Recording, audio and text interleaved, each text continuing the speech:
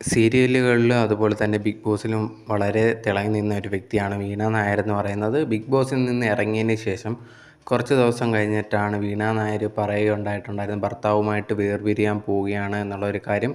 താൻ ഭയങ്കരമായിട്ടുള്ളൊരു മനോവിഷമത്തിലൂടെയാണ് കടന്നു പോകുന്നതെന്നൊക്കെ പറഞ്ഞിട്ടുണ്ടായിരുന്നു. അങ്ങനെ ഒരു വേർപിരിയുകയും അതിനുശേഷം ഭർത്താവ് മറ്റൊരു വിവാഹം കഴിക്കുകയും ചെയ്തിട്ടുണ്ടായിരുന്നു.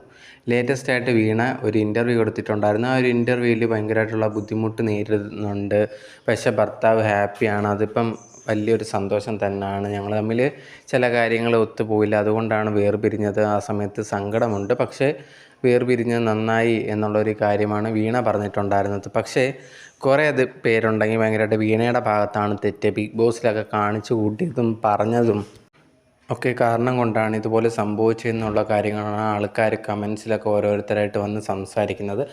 അതുപോലെ തന്നെ ഭർത്താവിനെതിരെയും വ്യാപകമായിട്ടുള്ള നെഗറ്റീവ് കമൻസ് ഇടുന്ന വേറൊരു കൂട്ടമുണ്ട്. അങ്ങനെ രണ്ട് പേർക്കും സപ്പോർട്ടും എതിർത്തും ഒക്കെ സംസാരിക്കുന്ന കുറേയധികം പേരെ കമൻറ്റ് ബോക്സിൽ കാണാൻ പറ്റുന്നുണ്ട്.